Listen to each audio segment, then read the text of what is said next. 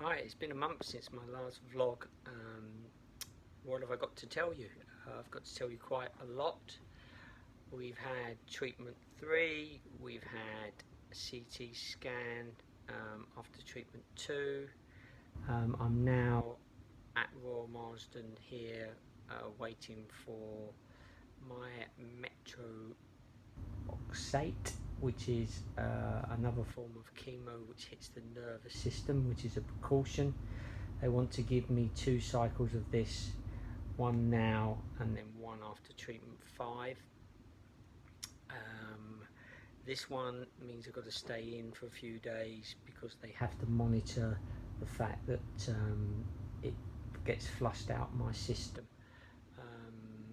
Yeah, so they've got to make sure the kidneys are working properly. I've got to be on the drip for 6 hours, so I've got to make sure that I'm hydrated and that my kidney levels are good enough before they put the chemo in.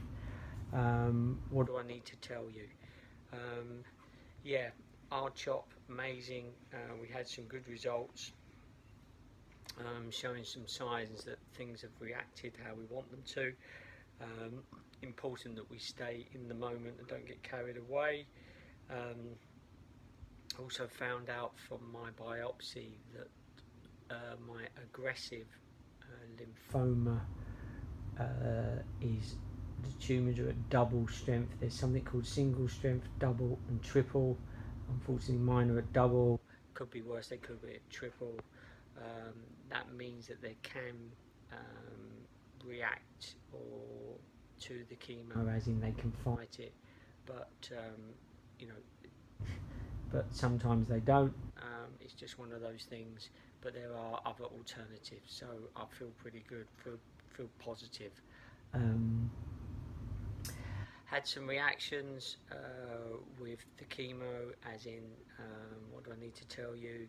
Yeah, you can get some bowel problems, some burning, and I also had what we call like a irritable bowel syndrome, and what that was is that the bacteria in my gut, obviously you lose that through the chemo, and I basically overloaded too much on roughage fibre, which caused some swelling, and along with the bowel I was in terrible pain, and to the point where I couldn't sit down.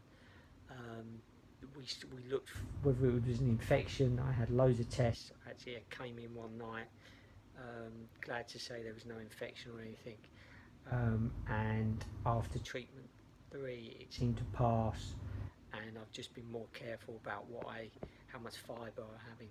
So there's a heads up for you. Just be careful. They do advise you, you know, week 1 keep it low fibre and then start to increase the fibre. It obviously increased it too much too soon. So yeah, there's some you know, feedback for you, because I wouldn't want you to experience what I did. It's not the best. It's very uncomfortable, and I wouldn't wish that on anyone. So we're halfway through. I've got this chemo now, and then I've got a week's break, and then I've got treatment 4, and they obviously want to do another CT scan just to see how things are. So again, I'm in great hands, feeling good, feeling positive. Am I nervous? I'm a little bit nervous about this because again, it's something new that I've not experienced. Oh, the other thing I had done was had this done today, which is called a PICC line.